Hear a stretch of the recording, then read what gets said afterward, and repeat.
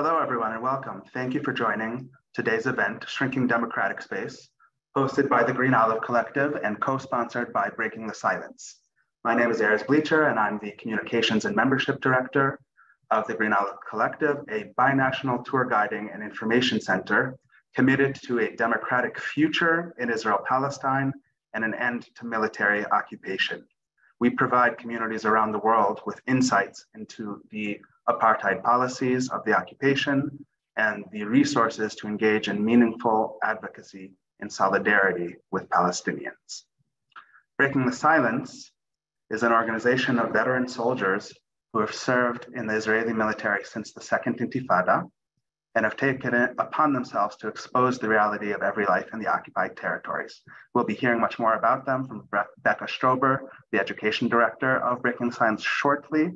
I'll quickly say that they play a truly singular role in the movement to end the occupation and are on the front lines, in my view, in the defense of freedom of speech in Israel. As criticism of the occupation has become more and more stigmatized in Israeli society over the last years, Breaking the Silence has been targeted with a level of animus from the government that is usually, I think, reserved for Palestinians acting in civil society, as we will hear more about also from Becca shortly. And they have been the targets of vitriol, intimidation, smear campaigns, and even legislation meant to curtail their ability to share their testimonies and perspective in public institutions. We are extremely proud and happy to have them here with us tonight. Your contributions for today will be split between the Green Olive Collective and Breaking the Silence, and will go to sustain both of our work to combat the repressive policies of the incoming government, the censure of human rights defenders, and to raise local and transnational awareness about the violence of occupation. We need contributions from you or wider community in order to cover the costs of this event and sustain future publicly accessible initiatives. You can donate at greenolivetours.com/contributions, which I've also put into the chat just a moment ago.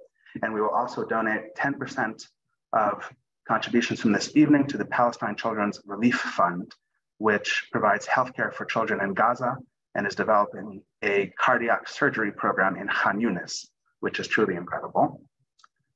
Green Olive invited Breaking the Silence today so that we can empower ourselves, first and foremost, along with our wider communities, with the information we need to rightly understand the current moment and take action. It's been, as many of you know, a great few days here and from Jerusalem, where I'm calling you from today, following multiple deaths and killings after incursions in Jenin and shootings in Jerusalem. And I'll say sincerely that it feels more timely than ever that communities of people invested in a future of dignity, peace, and justice come together to make sense of all that is happening. We know that this moment is a huge risk as the violence of occupation, segregation, and apartheid are intensifying under the new government, and that despite this rising violence, this is also a moment of opportunity in which many, many people around the world are also questioning the status quo of endless occupation in Israel-Palestine. So I'm very grateful to Becca Strober, who is with us today and will share about the ways that Breaking the Silence is understanding the current moment, grappling with it as an Israeli human rights organization, and grappling with the ways the new government is impacting the reality of Palestinians living under occupation. I'm very glad to say that I've known Becca for a lot of years now, and I know her to be a very dedicated, compassionate, and dynamic community organizer that really I and we are lucky to have with us tonight and today, wherever we are in the world, pardon the lips on time zone. The last thing I'll say before passing over to Becca is that at the end of this event, we'll of course open up to question and answer. So from this very moment on, feel free to put in the chat any questions you have as today's event proceeds, and I'll be collecting them so that we can bring them in at the end for a wider conversation when we open the floor. So with that, I'll pass it over to Becca. Maybe I'll just have to take a moment to unmute you. One moment. Oh no, you should be able to. Are you there? I did it. I unmuted myself. All right. Welcome. So Thank you to Erez and to Green Olive Tours for hosting me and for hosting us at Breaking the Silence. I'll just start by saying a few words about Breaking the Silence for those who don't know our work. We are an organization of former soldiers who served in the occupied territory, so in the West Bank or East Jerusalem or the Gaza Strip since the early 2000s, who have taken it upon ourselves to break silence. And break silence basically means that we've come and we've given testimony about our time serving as soldiers in the occupied territory, what it entails, and what is the moral cost and the cost of life in order to uphold an occupation over time. Our goal is to bring about an end to the occupation as former Israeli soldiers who participated in its system. Of course, we don't think that we can bring about an end to the occupation by ourselves, but we do believe that both speaking out about the ways in which we participated in the occupation, and most specifically, what does it actually look like on a daily basis, is incredibly important, because we believe that this has to be a conversation based in an actual reality of what we're doing.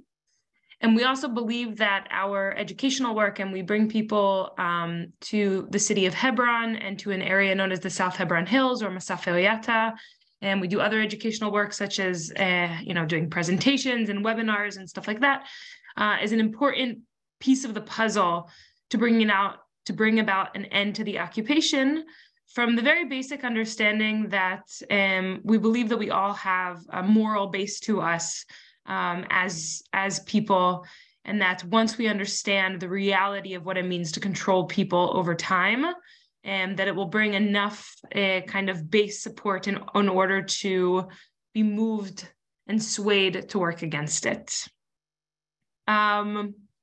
And with that being said, I'd love to just kind of jump in and talk about what we're talking about tonight, which is kind of as we called it, the shrinking of democratic space and how the new government is going to be affecting this reality. I'm going to jump a little bit back and forth between things that are going on in occupied territory and how we see an effect there up until this moment. And I'm also then going to jump back into how it's affecting the democratic space within Israel.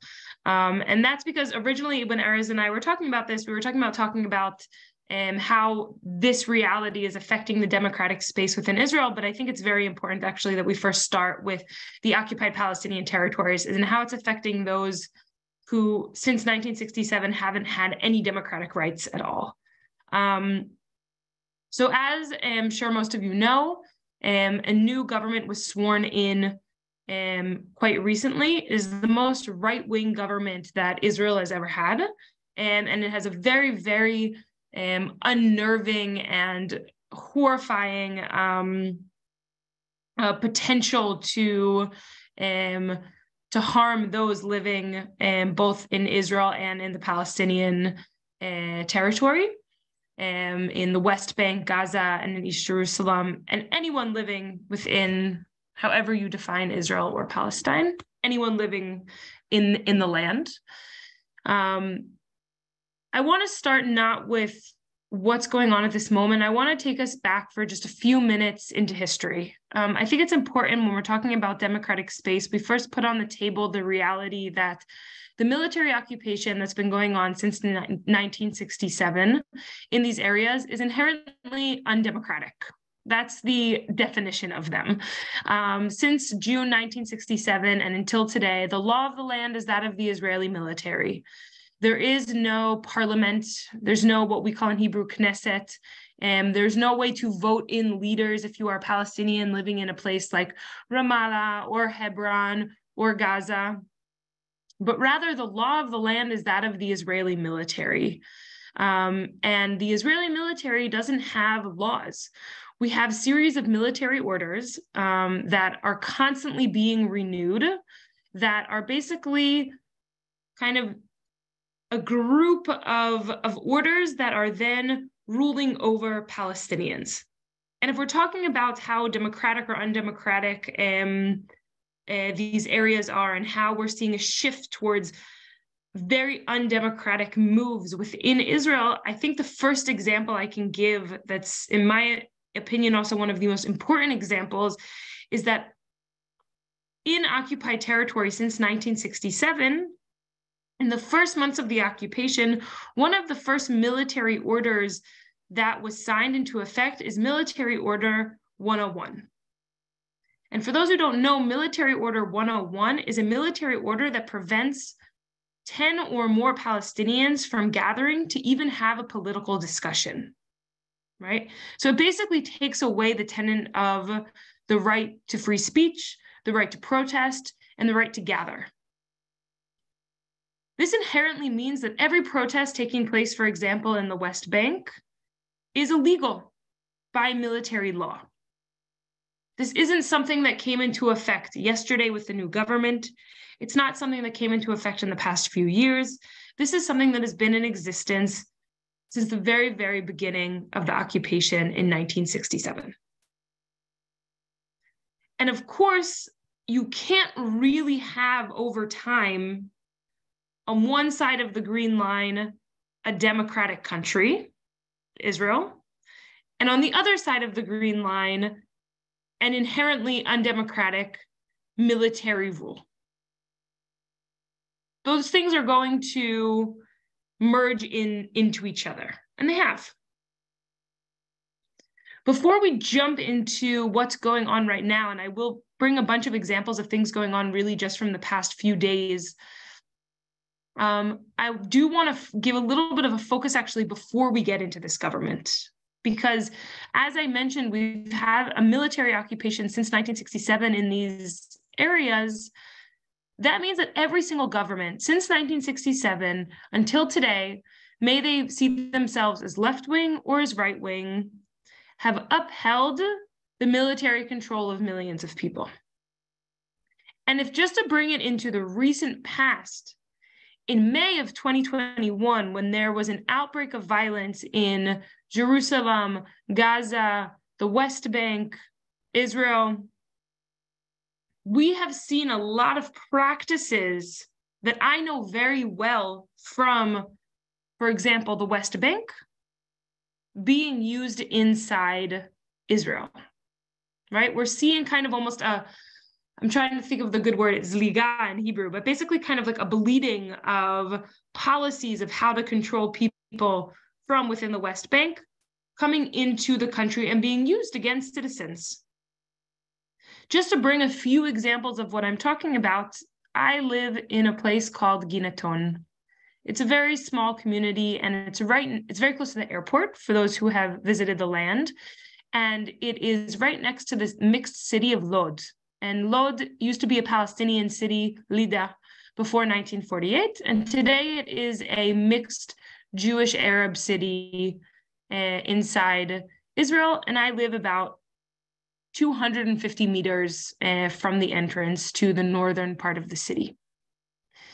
In May of 2021, when violence broke out throughout the streets in the West Bank, in Gaza, and in Israel, and in Jerusalem, it actually all started because of things going on in Jerusalem, both in terms of prayer at Al-Aqsa, and because of the Jerusalem parade that happens in May or June of every single year, which is a violent parade in which Israeli settlers walk through Palestinian neighborhoods in East Jerusalem.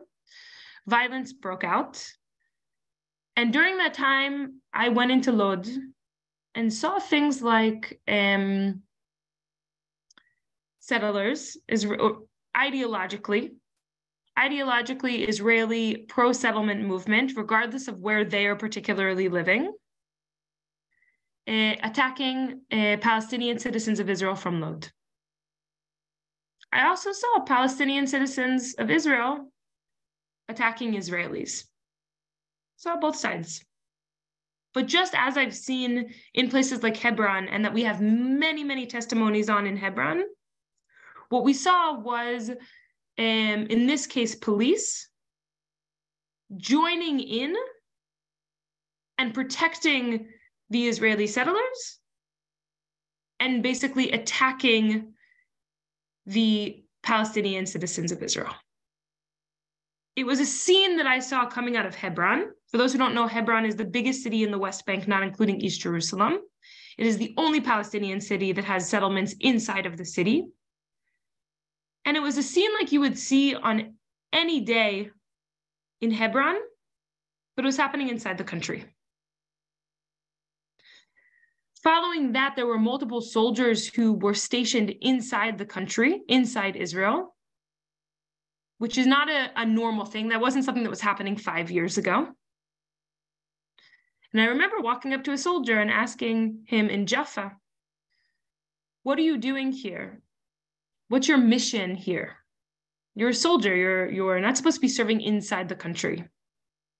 And he said, my mission is to make our presence felt. Lafgin nochachut in Hebrew. And making our presence felt, again, is something we have many testimonies on, that generally is one of the most common commands that we see in the West Bank. And the concept is that as an army in the West Bank doing a lot of police work, one of our main goals in our daily movements as the military in the West Bank is to make our presence felt towards Palestinians, meaning go on patrols, go into people's houses, open up checkposts, stop people and check their IDs or frisk them. And the whole is for the purpose of making people feel that they never know where the army is going to show up and that they can never lift their heads up. And most of the strategy that the army uses in the West Bank to what we call prevent terror is actually used on regular civilians, just like everyone sitting, I'm sure, in this Zoom, and making it so that people can't lift their heads up, right? That they'll constantly be afraid of the army showing up. And because of that, most of the people that we are actually targeting is just innocent civilians. And in May of 2021, and since then, we've been seeing a lot of these practices that we're very, very used to seeing in the West Bank being practiced inside the country. That's not to say none of them were practiced beforehand, right? But we're certainly seeing an increase. And so I think that's important, that because if we're talking about the shrinking democratic space that we also have inside the country and inside the territories, it's very important to understand we're starting to see these, what we used to think of as two separate areas, right? Israel and the West Bank. We're seeing the same policies now bleed into one another. The next thing I want to mention before we get into this specific government and what's going on right now is that now Benjamin Netanyahu is again the prime minister, and he's been the prime minister since 2009. But there was about a year right now, right following actually these the outbreak of violence in May of 2021, where for pretty much a whole entire year, Netanyahu was not the prime minister. And instead, we had a different government that many consider to be a left-wing government, and we called it, in Hebrew, the change government, Memshelet HaShinui, meaning the change from the right wing, the change from Netanyahu. The first prime minister was Naftali Bennett, followed by Yair Lapid. And Yair Lapid was prime minister until just about a month ago when Netanyahu was able to again form a government. I've spent a lot of time over the past decade in the occupied territory, specifically in the West Bank, specifically in Hebron and the South Hebron Hills. And I think it's important that we recognize that this change government that is Israelis, often people talked about it, that it was doing, that it really was a change government. It was doing things differently. And while that may be true in a lot of social services that were being implemented, very important things, in terms of the health ministry and the transportation ministry and in terms of people's rights inside the country, in the West Bank, it was one of the most violent years that is remembered since the early 2000s. And I just want to give us a little bit of data to make sure that we're all on the same page. First of all, in the West Bank, 2022 was the most deadly year for Palestinians since the year 2004. 146 Palestinians, that's almost a person, that's almost 3 people a week, were killed in the West Bank in 2022. Almost the whole entire time that this year existed, it was within the change government, right? So the government who's supposed to be the more left-wing government or the response to the very extreme right-wing government that we saw before and that we're seeing now, is responsible for the most Palestinians being killed since 2004. I'll add that in 2023, and at this point we are talking about the new government, already 30 Palestinians have been killed. We're only in January 29th. We're talking about more, on average, more than 1 Palestinian per day. There's also in 2022, and this I can really attest to personally because I do a lot of work and Breaking the Silence. We have a very strong partnership with Palestinian communities in Masaf El Yatta and the South Hebron Hills. And from the numbers of the Israeli army, there by the end of November of 2022, so 11 months within 2022, there were 838 cases of settler violence towards Palestinians in the West Bank. That number is astonishing. That's on average more than 1 attack a day. And to give an idea, that is double the number of all of 2021, which was 446 attacks. And in 2021, that number was considered incredibly high. And I wanted to start by giving all this. I could go on, but I want to be aware of time. And I wanted to start by kind of giving all of this kind of background so that we don't think going into talking about this new government that what we're seeing is an intensely drastic change from what came before. I'll give one last example and then we'll move on to what's going on right now. And that is in October of 2021, during the change government, Gantz, who was the defense minister, named 6 Palestinian civil society organizations. He declared them terror organizations. We're talking about some of the most well-known human rights organizations, such as Al-Haq, in the West Bank and Gaza, including a women's organization, including a farming land rights organization. Some of these organizations that are documenting human rights abuses are now illegal, completely illegal by Israeli standards.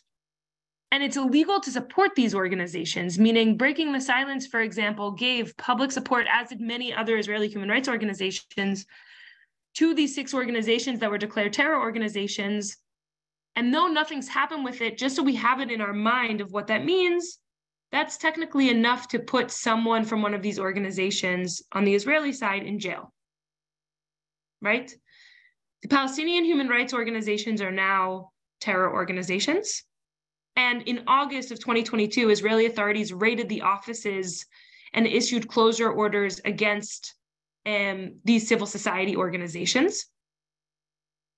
And it means that the Israeli organizations who came out in support of them are now considered supporters of terror.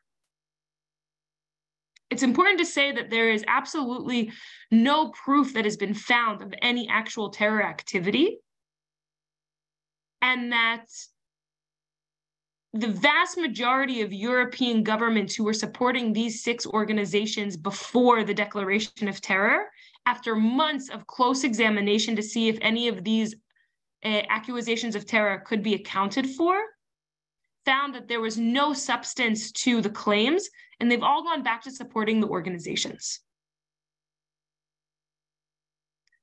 All of this brings us to today, to a new government that's been established, the changes in these governments, I cannot stress enough how worrying it is. Because despite everything I mentioned up until this moment and the fact that there is not a true democracy in this land, for millions of people it has not existed since 1967, that does not mean that the situation cannot get worse. It certainly can, and we're starting to see that. And I'll give just a few examples of things that we've seen just in the past few days.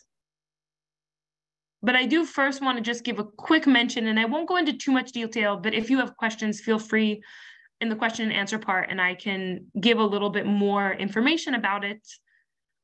But there are two very, very worrying, two of many, very worrying decisions that have been made with this new government. The first is that there's been a new position created in the Ministry of Defense. That position has gone to Smotrich. He is a extreme right-wing politician, and he is now a minister. And the decision, which is still some of the aspects of it are being decided in practice, what it will look like, but the coalition agreements give Smotrich all of the responsibility over the civil administration.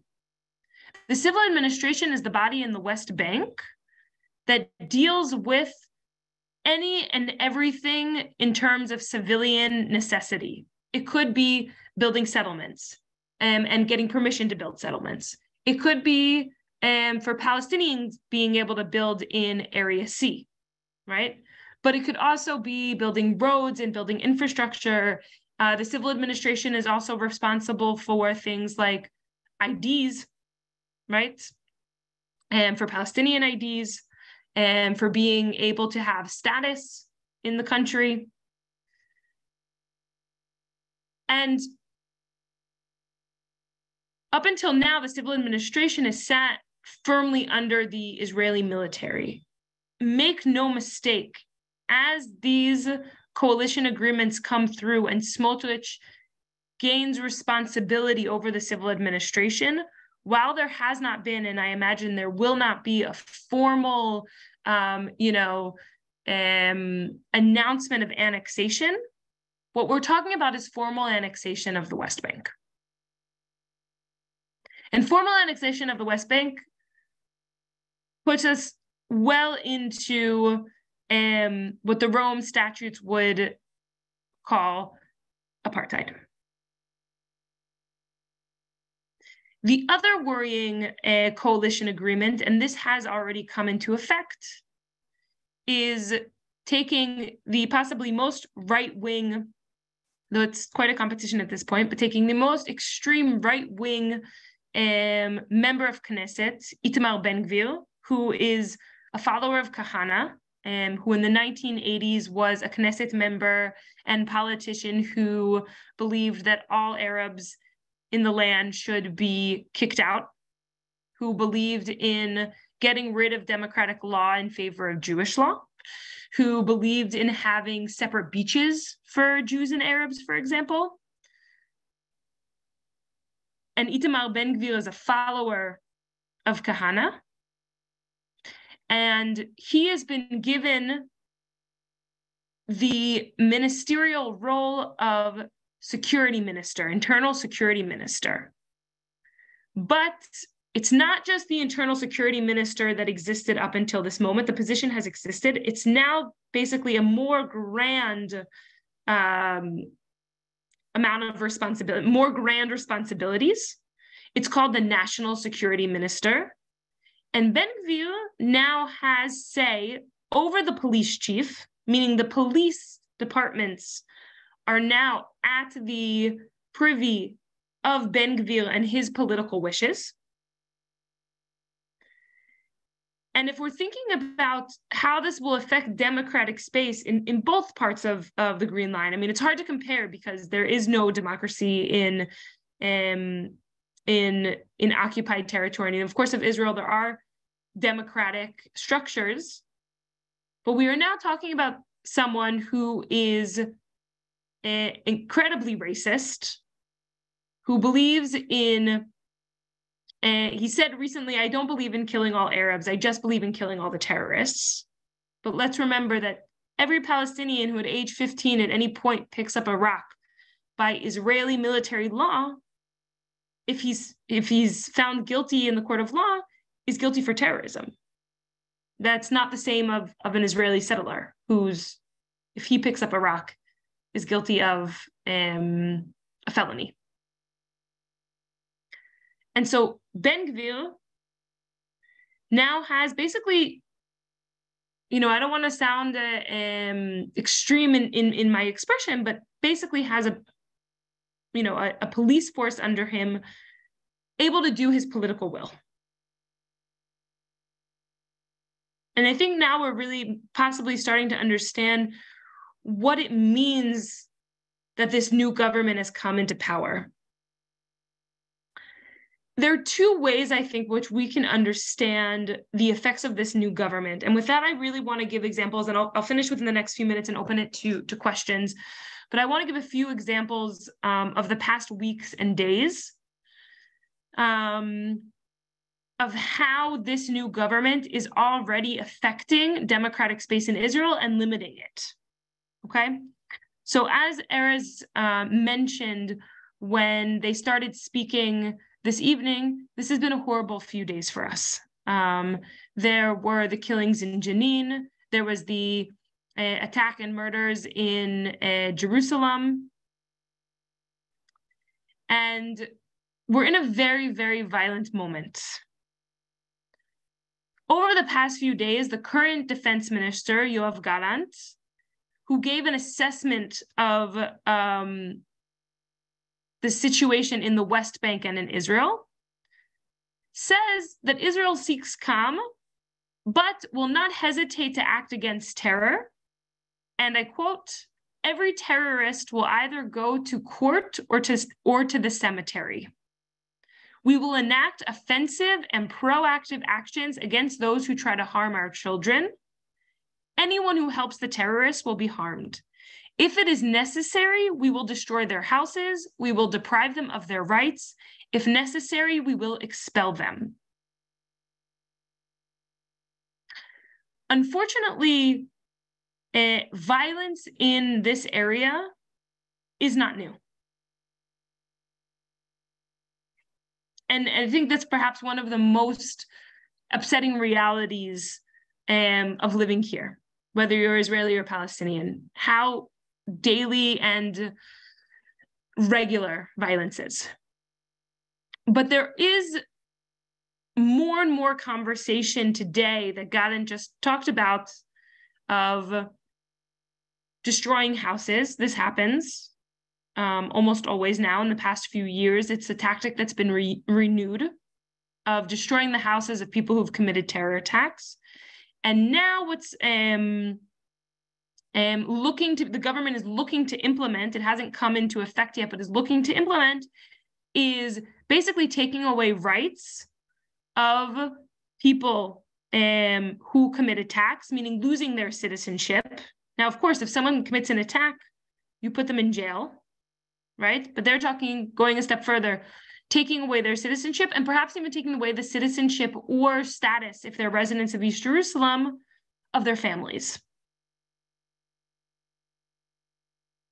Which is, of course, an inherently completely undemocratic thing to do. And of course, punishes family members of those who commit attacks. Prime Minister Netanyahu also called for further measures against families of terrorists following this weekend shooting attack in Jerusalem, including revoking their residency and citizenship and deporting them to the territory controlled by the Palestinian Authority. So Netanyahu is in agreement with this policy. Yesterday, and for me personally, this really broke my heart, that on the attack on Friday, one of the people killed was a 14-year-old boy. And yesterday there was another attack in Silwan, in an Israeli area, an Israeli settlement called the City of David. And the attacker was a boy from East Jerusalem, and he was 13 years old. He wounded 2 Israelis. Thankfully, no one was killed. And the National Security Minister, Itamar Ben Gvir, says that the government is agreeing to change the policy and move forward in allowing a home to be sealed, meaning before homes are destroyed, often they're sealed off, or if it's, let's say, a huge apartment building and you can't just destroy one home. So the current policy is sealing them off, even if the attacker didn't kill anyone.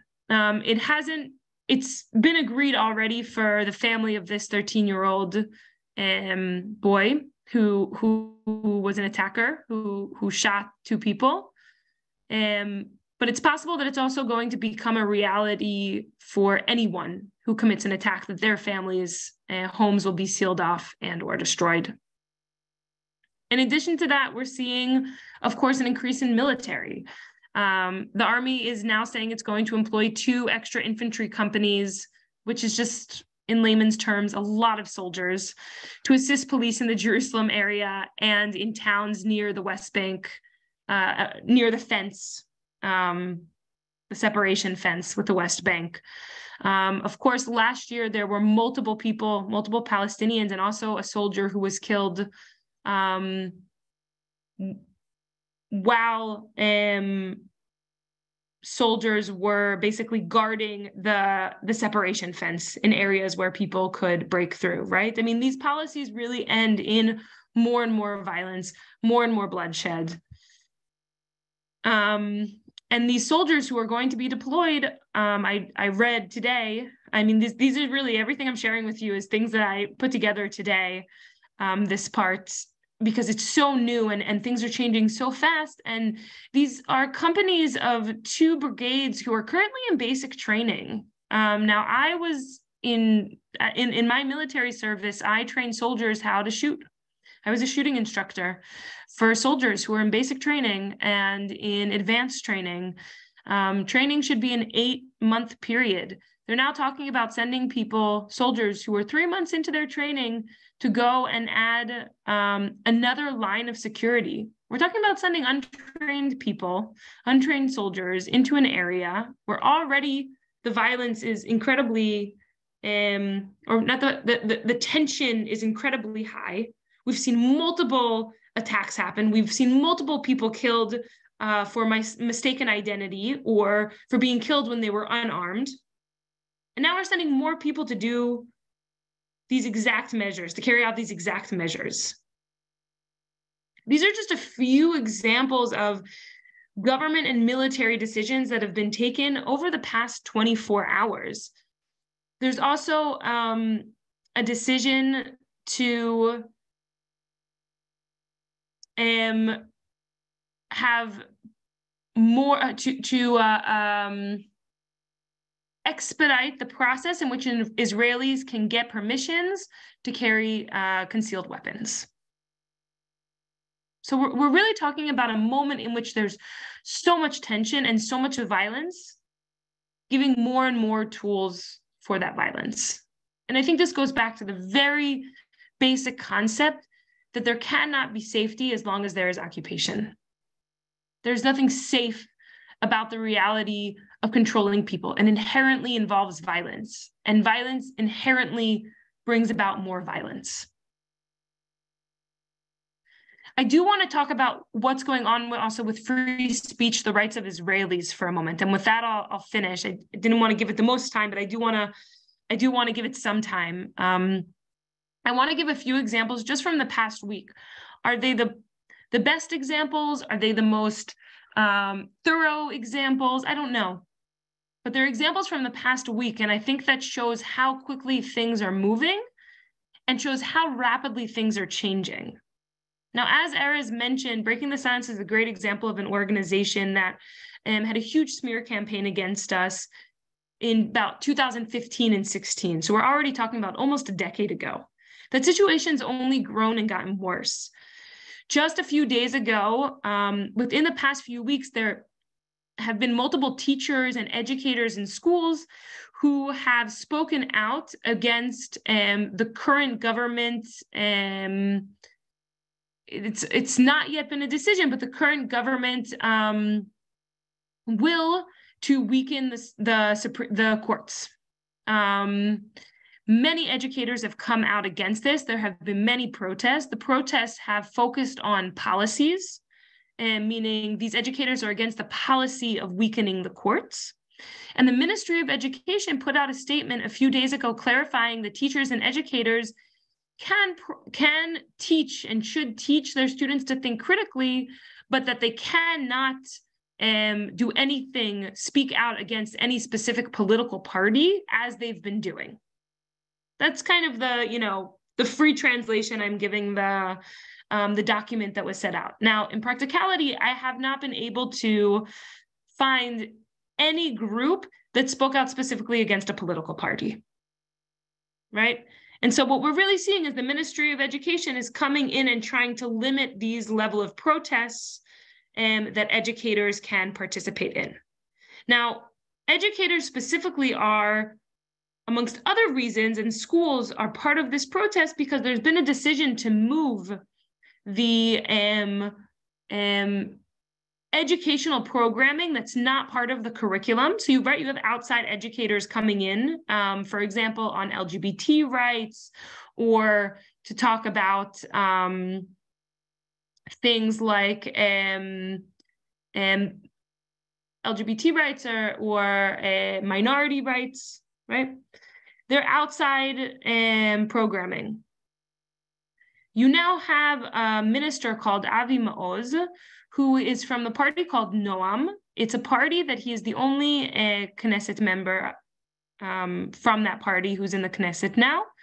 And it is an explicitly anti-LGBT party, right?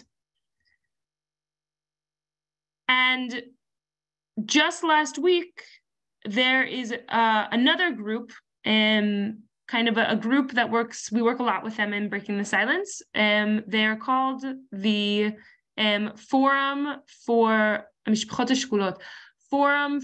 Mourning Families. I'm saying it wrong. Erez, maybe. I think in English it's translated as the Bereaved Families Forum. Very powerful. The Bereaved Families Forum, thank you. And it's a forum of Palestinian and Israelis who have all lost people in the conflict. And they have permission, meaning they are part of the outside programming that is explicitly permitted to come into schools.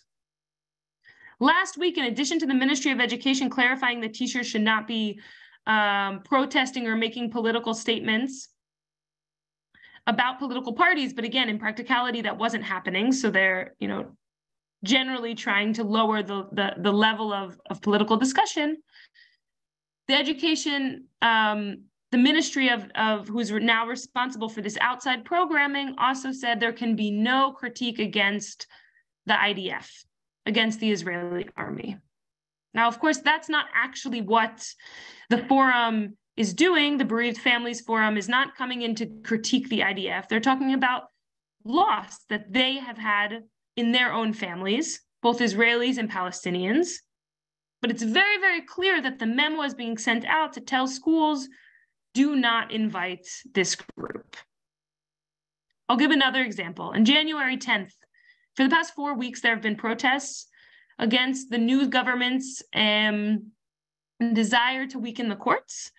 And on January 10th, Ben Gvir, who I mentioned before, is now basically responsible for the police. He's the new national security minister. On January 10th, he told police to start arresting anti-government protesters who block roads, right? Blocking roads is a very, very common way to protest in Israel. And so we're seeing how these elements are being used, how these new roles are being used for political will. The last thing I'll say, and then Erez, I'll pass it back to you and we can open up to questions, is that of course there's also an effect happening right now about kind of the shrinking of democratic space that's not actually governmental. It's just part of the overall, atmosphere that's going on in the country. Because when you have the government over time closing and shrinking democratic space, of course, you're going to have a lot of places voluntarily not hosting critical movies or plays or performances or not hosting critical groups in schools, right? And so just to give two examples, one is that there is a movie, a Palestinian movie called Farha that came out recently. It was on Netflix. It also showed in a few places inside the country. One of them was at a show, theater in Jaffa. And there was threats to basically bring about violence if the theater goes through with hosting the film. They went through with it, but there were protesters who showed up who tried to close down the film. And this kind of shows, it's one example of the tension that is going on right now inside the country. Another example is there is a new movie called H2. Now, of course, I'm also forgetting what it's called in English, and I didn't write it down. Ma'abadat Shlita. I'll look it up and I'll write it in the chat when I finish talking right now. But it's a movie about Hebron, and it's a movie about what the occupation in Hebron looks like at this time. It's a really amazing film. I highly recommend seeing it. And this film has been making its way across the country. And a right-wing activist named Shai Glick, who calls himself a troll, has basically been has been putting pressure on every place that this film is supposed to be played in order to shut down its screening. And for example, there was supposed to be a screening in an Israeli city called Pardes Chana. And because of this pressure, it got shut down. It's not the first time. It happened before this government came into existence, but we're seeing more and more of this trend. Another activist, when the Bereaved Family Forum was supposed to come to a school, actually got in touch with the students and got the students to protest the forum coming into their school, and saying, and basically trying to get the principal fired, right? These are all things that the government's not doing it, but there's a lot of space to shut down critical thoughts. And a lot of places which are saying, we don't want the backlash, we just won't host them, right? We just won't host this critical movie. We just won't host this critical play. We just won't host a Palestinian and Israeli talking about their experiences. And perhaps the last thing I'll say is that in the past 4 weeks, as there have been protests that have been growing, there has also been groups of people within these protests carrying Palestinian flags as a sign of solidarity for wanting true democracy in this land. And in each of the 4 weeks, there have been attacks on those protesters. Again, it's not the government who went out and attacked, at least to our knowledge, right? It's other protesters, it's other civilians, it's other citizens. But this level of violence is becoming very, very legitimate. And with that, I'll say, I think, as time goes on, we are seeing the space that we act in becoming smaller and smaller. And we see that of course, against Palestinians, but also against critical Israelis, more and more willingness on the side of the government and on the side of the courts and on the side of society to punish people for thinking critically and for talking out in order to end the occupation and bring about true equality. And I think with that, I'll stop and allow us to go to questions or whatever you think, Erez. Beautiful. Thanks, Becca, truly. Much appreciated. Thanks for all your insight, the invaluable perspective. And I think particularly for the invaluable insight that you cannot have healthy democratic institutions functioning while military dictatorship is entrenched. I just want to personally echo, and as part of a wider community here that we both belong to, how concerning it is, like you said, there will be growing influence from Smotrich in Area C of the West Bank, Ben Gvir being in charge of the police and also of prisons, of the carceral system. Let's not forget. All of this is very chilling. And I'm glad you highlighted and shed light on different aspects of the freezing of democratic conversation and free political expression. Thanks to everyone who already put questions in the chat. If people haven't had yet the chance to do so, please feel free to put them in the chat so they can be asked in the next minutes and during this question and answer. The first question I have, and I think because we are happily a good size group today, I'll just ask the questions and say who they're from. The first question is from Asher in the room, who asked, I've heard that settlers are planning pogroms in reprisal for the latest cycle of violence. Has any of this materialized yet? An important question, and I guess I want to dovetail that into asking you to generally comment on what you and others of Breaking the Silence have already seen as the impact of the new government on daily life in the West Bank and Area C, what you've seen on your tours, etc.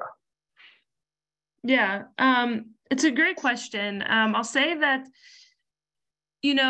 first of all, the level of settler violence at this point is so high and daily that it's almost hard to say how much of it is due to any specific decision to retaliate and how much is just regular as-you-go daily violence. And when we're talking about violence, and I think the South of Brown Hills is a really good example of this. I remember in 2016, there was an kind of uptick of attacks during that time. And I remember thinking, I've never seen this level of attacks in the South Hebron Hills. And that's the area that I go to most regularly. And then I remember getting to Corona, and there was even more attacks, and there was less people on the ground in order to document, in order to try and prevent them. There were less Israelis there. It was much more just, Israeli settlers and Palestinians, right? There was less international presence. There was less Israeli activist presence. And I remember thinking to myself, wow, there's really been quite an uptick. And then in May of 2021, there certainly was a lot of settler attacks that happened. There was also a lot of attacks from all directions during that time period. And I remember thinking, this is, more attacks than I remember seeing. And then the change government occurred, and the attacks got to a point where I'm getting updates about different types of attacks on a pretty much daily basis in the South Hebron Hills alone. I wouldn't go as far to say on a daily basis, but quite close to it. And, we're talking about a range of attacks. Sometimes it is basically pressuring Palestinians to leave their land and not farm their land or not bring their herds to any given public land. Sometimes we're talking about levels of physical attacks against Palestinians, may it be with rocks or sticks or guns. I remember in 2021, the first time I learned about a shooting in the South Hebron Hills, and since then I've lost count of how often it occurs, because it's become something that occurs, not on a daily basis, but certainly multiple times. And sometimes it's a level of violence of, destroying property such as olive trees, right? Which is for farmers, a major source of income. And specifically in the attacks that have happened over the past few days, it's so recent that it's hard for me to pinpoint specifically. But there's absolutely no question that attacks are getting bigger. I will give one example, which is that we've been partnering with Palestinian nonviolent activists in Hebron since the beginning of our time in Breaking the Silence in 2004. And every year in the past many years, over a decade, you have this year, usually in November. It's a weekend, and it's called the Life of Sarah. And the Life of Sarah, Hayei Sarah in Hebrew, is a Torah portion or a Bible portion that we read once a year in Judaism, in which Abraham buys a plot of land to bury his wife Sarah.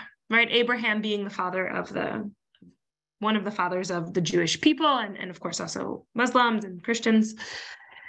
And And then the biblical story goes on to explain how Sarah is buried in this plot, and later so is Abraham and all of the Jewish matriarchs and patriarchs, except for Rachel, who's buried in what is today Bethlehem. That plot of land is in Hebron. And on that plot of land is this huge, beautiful building called the Cave of the Patriarchs that today serves as both a synagogue and a mosque. And historically, over the past decade and a half, if not longer, but that's, for sure the past decade and a half, the life of Sarah, biblical portion, has become a time in which settlers and supporters of the settler movement, meaning Israeli tourists from Jewish communities from around the world, go and spend the weekend in Hebron and celebrate, but they have a violent celebration. And that violence is taken out, of course, on Palestinians, going into the Kasbah, to the old city of Palestinians, and destroying shops and throwing pieces of glass and pieces of rotten food and soiled diapers into people's homes and into people's kiosks, and physically harming people. This has happened every single year that I've been aware and following the occupation, which is since, for about a decade, a bit more. This past year, the number was something around that was documented was about 27,000 people in Hebron. To give an idea of how insane that is, there are 800 Israelis living in Hebron on a daily basis. So from 800 to 27,000. And we have a testifier who calls this day kind of like violent settler Burning Man. People are kind of like celebrating, getting drunk, getting high, but then taking it out on Palestinians. And our Palestinian partners described this weekend as no less than a pogrom. And just to give an understanding that Hebron is the kind of base of the Kahana movement, meaning the movement that Ben Gvir has grown out of, and his party, the Jewish Power Party, who now has multiple seats in the Knesset and a lot of power, comes out of Hebron. And I think it is not, I'm never in a position, I don't know if I'm never, but I'm not quite in a position to give intent. Was the intent that this time it was so big and so violent because of the major win that the Kahanist movement, the continuation of the Kahanist movement had in Hebron? I don't know, but that's exactly what happened in reality. Yeah. Yes, and Ben Gvir lives in Hebron. So, Asher just said that. So yes, that's true. Ben Gvir lives in Hebron. Important note. Thank you for that and for that perspective also. And I'm continuing to appreciate how you situate what's happening now, even if it is an inflection point and a moment that has dangers within a much more broad, long-term, steady growth of oppressive policy instituted by both left and right governments for many, many decades. It's truly important. I'm going to shift us into a next question from Antonio, who asked, what are the consequences for what Breaking the Silence is doing? Speaking the truth as former soldiers, do they have legal issues? I think you can speak to this, not only in the context of the current moment, but in general, for people who might not have context for what Breaking the Silence has faced. And generally, maybe you can also use this question to share any thoughts you might have about Israeli civil rights organizations and human rights organizations and what functioning in civil society has been like in the last period. Yeah. So it's a great question. I mean, I'll start by saying that on, the most basic of levels, Breaking the Silence is a legal organization. We're a registered nonprofit organization. We get donations. You can donate to us. We would be very happy to receive that. And in that sense, everything we do is, of course, legal. Today, I believe someone else I saw asked, and I can't remember if I said it. So today we're close to 1,400 testifiers, meaning over 1,400 former soldiers have come and given testimony. You can just imagine that behind me is another 1,400 people. Powerful. Who've all done perhaps slightly different things in occupied territories, but all had some moment either during or after their service of saying, my participation in that didn't feel quite right, and we really morally can't back up what we're doing. So I'll say that, yeah, on the most basic of levels, technically everything we're doing is legal. We work with pretty mainstream groups. I mean, we last week had a school that we went to talk to. The week before that, we took a high school on a tour to Hebron. Multiple times a week right now, we're taking what's called pre-military academies to Hebron, which pre-military academies are kind of, you can imagine, like in the States, you have sometimes gap years between high school and college. It's basically a learning gap year between high school and the Army. On the other hand, there has certainly been multiple attempts by the government itself and by non-governmental partners to shut us down and to make our voice illegitimate, right? This started all the way back, honestly, since I would say we more or less since we started the organization, but most recently, I would say the height of attacks against us were in 2016. And there were multiple attempts to try and frame us as liars, to try and frame us as a group who collects not secret information, modi'in, classified information,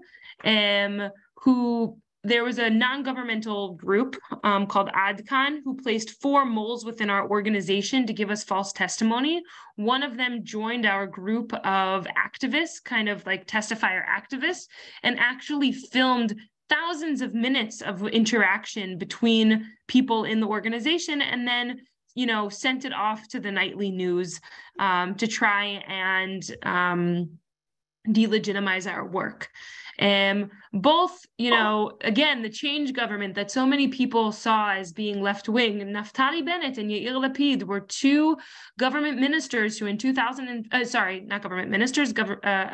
of Knesset, who in 2015, even though they're from 2 different sides of the Israeli political system, one, Lapid being more center, some would say center-left, Bennett being right-wing, decided to band together in 2015 to propose a law that would keep breaking the silence from outside of schools, would make it illegal for us to talk to schools. That law passed in 2018, but it actually doesn't affect breaking the silence. The law, it's dubbed the Breaking the Silence Law. It doesn't actually prevent us specifically from speaking in schools, because you can't just pick one organization in a democratic society and say, this one organization, that because we don't like them, they can't speak in schools. So you have to come up with some sort of criteria of who can't speak in schools. And the criteria they came up with is not relevant to us. Most recently, I'll say that there are currently 2 attempts to sue Breaking the Silence and some of our testifiers for portraying soldiers in a bad light, or for telling lies. Both of them are in the courts right now. Both of them are being pursued by this organization called Adkan. Obviously, these claims don't hold water. But of course, it then requires, organizational resources from us. Sometimes it has to do with some of our testifiers. It's, obviously there's a lot of attempts to try and shut us down. I can say on the most personal level that, we, being a testifier of Breaking the Silence, and we publish our testimonies anonymously. So people come and give testimony. We sit down with them, we interview them, we know who they are. We publish them anonymously for 2 reasons. The first is we don't ever want people to read our booklets and think this one soldier, whatever his name is or her name is, was a bad apple. We don't want ever for people to think that the issue is any given individual soldier, when the issue is the occupation itself and the system and the mission. And the mission is go control. And you can't control nonviolently. Mm-hmm. The other reason that we publish our testimonies anonymously is because, as I'm sure you can imagine,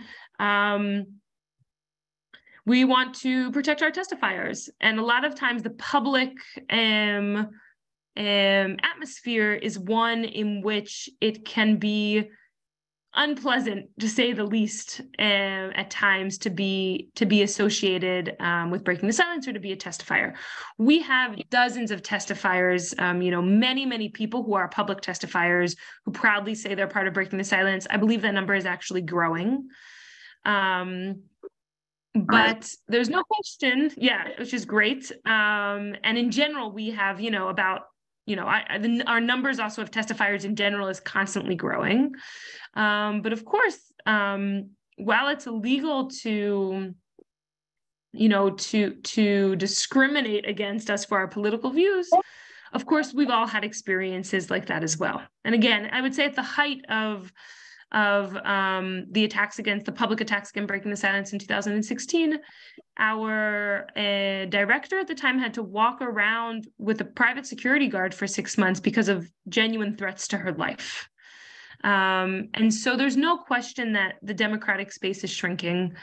I can say that perhaps one of the things that I've personally, has really made me stop and pause. It won't make me stop doing what I'm doing, but it certainly, was a bit worrying to me, is that we give tours in the West Bank every day. I mean, maybe not every day, but there's some days where we have multiple tours in the city, or in Hebron or in Masaf El Yatta, and while this government was still being formed, there was, and perhaps some of you saw this because it was quite famous in Israel, and I imagine it got to international media as well. There was an Israeli soldier who punched an Israeli activist who came on a solidarity trip to Hebron with a bunch of activists, following the Life of Sarah weekend. The next Friday, a bunch of activists came to sit with Palestinian families and show solidarity to them. When they were leaving the city, a group of soldiers basically came up to them. There had been no provocation. These activists didn't do anything to warrant even attention. They were walking away. They were going towards the bus. And within this interaction, one of the soldiers punched one of the activists, who is Israeli. And in the Israeli media, the way that this was framed was that, anarchists are provoking our soldiers and preventing them from doing their jobs. Of course, this isn't the case, but even though the soldier got jail time for that, the person who got punched also has now a legal case against them, right? Meaning the military law looked at it in one way and the civil law looked at it another way. And Ben Gvir, again, our now national security minister, said that when he becomes a minister, he is going to propose a law to make it up to 3 years in jail for, anarchists or whoever who provoke soldiers. Now, I'm one of the people who's constantly on the streets of Hebron, and it is a very, very rare situation where I actually see someone provoke a soldier. But based on how the country is moving, I think it would be unsurprising to see activists who will genuinely be put in jail at some point over the next years for this. Even if this law specifically is never passed, right? It's not currently a law. Just on Friday, there was an activist, a guy in his 70s who carries a walking stick, who was accompanying a group of Palestinian shepherds when a violent settler came up and attacked him and tried to take away his walking stick. The guy basically pulled his walking stick back, and the violent settler shouted and then later told news outlets that the activist was trying to steal his gun. Never happened. There's no proof of it. But he then spent hours in jail, and there could very feasibly become a case against him. And so we're really seeing, on one hand, we're a legal organization, just as every other civil society organization is in Israel, and on the other hand, certainly the space that we're functioning in is absolutely becoming smaller. Yeah. Well, thanks to you and everyone at Breaking the Silence for the powerful work you do and to the many other civil rights and human rights organizations. And thank you for shedding light on the ways that, violence is escalating. And for me, I'll say truthfully that often sitting on Zoom meetings and in webinars such as this that are very informative, it still is very hard, even living in Jerusalem, being an hour away from the West Bank in the South Hebron Hills, for it not to feel like an abstraction and to really understand what these incidents mean in people's lives and the ripples that they'll have emotionally, politically, psychologically for many, many years is really the work we're also doing here today. We're going just a little bit over time on the webinar. So I think I'll ask you one final question and then we'll close out the event, hopefully a little bit past the quarter hour. I guess I've gotten a few questions, of course, and understandably asking, how should people respond to this moment? How can people abroad respond to this moment in a way that would be productive and appropriate? And I've also gotten messages in the chat now asking, how can people on the ground in Palestine, Israel respond and have impact in this moment? Any thoughts you'd have for how people can plug in, be responsive, be accountable, and be part of broader movements for change would be great. Yeah, absolutely. So I'll start with people who are on the ground because that's always the most direct, I think, is some way the easiest, if not perhaps sometimes the scariest. But I would say that for people who are in Israel, Palestine, I'll start by saying if you're in Israel specifically, and if you're Israeli, this is the point to this is the time to loudly make your voice heard. If there is currently a call by the Ministry of Education to perhaps limit, for example, the Bereaved Family Forum from coming to schools, and you have a kid, you have a high schooler in class, or you are that high schooler in a school, this is exactly the time to invite them. It's legal, it's legitimate, it's important to hear those voices. If you have the opportunity to go out and protest on the street, this is the time to go out and protest. And I think, these huge protests that are happening on Saturdays, I think it's a good point to say that there is a group of protesters who are calling themselves kind of like the group protest, like Gush Neged Kibush, the cluster against the occupation, kind of a cluster of organizations and individual activists. What? Anti-occupation bloc, I think, is the common term. The anti-occupation bloc, yeah, I think you're right. That's what it's called in English. And I would say go join. It's an opportunity to learn. It's an opportunity to stand with people who are calling for democracy everywhere in this land. And then I think that is incredibly important. And I would take it even a step farther. If you've never been to a place like Hebron or the South Hebron Hills, first of all, I really, really invite you to come on a tour with us. You can find them on our website. We have tours multiple times a month, both in Hebrew and in English, that you can sign up for and join. And if you have been on a tour and you're looking to do more, this is exactly the time to, push yourself in the boundaries a little bit and go on a work day with fellow activists. And, I'll put my number I'll put my email in the chat. And, I'm happy to connect people who are on the ground to go on a work day in the South Hebron Hills, and help stand in solidarity with Palestinian communities as they, plant trees and, farm. And this is an opportunity to go out and accompany shepherds, Palestinian shepherds in the South Hebron Hills and the Jordan Valley. All of these things, there's no better time than tomorrow. There's no better time to do it. I also think it is the biggest threat that the government is facing of continued occupation and deepening of these policies is Israelis and Palestinians together who are looking for a different reality and are wasting no time to create it on the ground. For those who are not in the land, who are not in the region, there's still multiple things you can do. Again, education, of course, is always the basis of anything. Always happy to discuss with anyone here, perhaps potentially doing, a presentation or a lecture or a conversation with groups that you may have. The next thing that's really important is looking to your own local politics. I'll give a good example. Regardless of what you think about BDS, for example, in the United States, there have been multiple laws that have been passed making it illegal to protest Israeli policies in the West Bank, for example, right?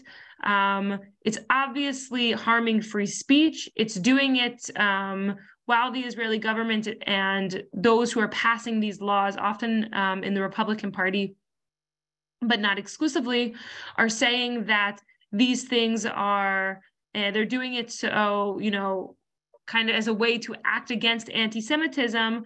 I say strongly in Israeli, there is nothing logical or right about creating laws in which people can't protest locally, or where people can't divest or not engage and not buy, for example, produce coming from a settlement. There's no reason why that should be illegal. I personally, I don't think I mentioned this in any moment, but I myself am an Israeli American. I'm sure you can hear from my accent. And one of the foundations of democracy is the right to protest, right? It is the right to say, actually, I don't want to buy this thing. I don't want to support this effort. I don't want to support these settlements. And if that's happening at your local level, either the law already exists or there's potential of it coming into law, that's your level to focus on, because that's where it's most affecting you. And that's where you have the most ability to enact change and affect change. If you are here with a religious group, right? You should be asking yourselves very, very clearly, where are we putting our support? Where are we putting our monetary support, right? These are very, very important questions. There are millions of dollars at the very least of religious communities, both Christian and Jewish, who are going to support the occupation. And just to give an example of, one small organization is called the Hebron Fund. The Hebron Fund in the past years have raised millions of dollars in order to continue. It's a United States legal entity, and has raised millions of dollars to continue and support the settlements in Hebron. Where is your money going to? These are important questions that as a community you should be asking. Another thing, and with this I'll stop, is what is the position of your lawmakers? You have Congress people, you have senators, right? What are their positions when it comes to continuing the occupation? And if it's not a position that you agree with, what are you doing in order to sit down with your congressperson and have that conversation? Because we can't sit down with every single person, and you're their constituents. There is no one better to do it than you. There's no one better to do it than you. And so with that, I'll say there really is an amazing amount of things that we can do to change the situation. This situation is not static. And I do want to end on a positive note and say there's no question in my mind that the occupation will end. It requires so many resources to keep it going. And the moment before regimes like these falls, they feel the strongest, and people also see them as the strongest regime that have ever been. But the occupation will end, and we will see past this, and we will all have the opportunity to ask ourselves, maybe in a couple years from now, maybe many years from now, we will all have the opportunity to ask ourselves, where were we and what did we do to help end these policies? What did we do to help ensure freedom and dignity for everyone in this land? And we all have a voice, and you all have a voice.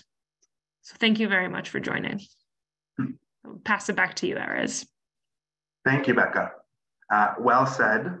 And yeah, I'll finish also on that note that with this time of rising authoritarianism, both here in the US and many places or across the world, now is the time to engage in democratic process, to participate in broader advocacy and civil society movements and popular efforts to change the reality and the series of relationships that we see now into a more positive future.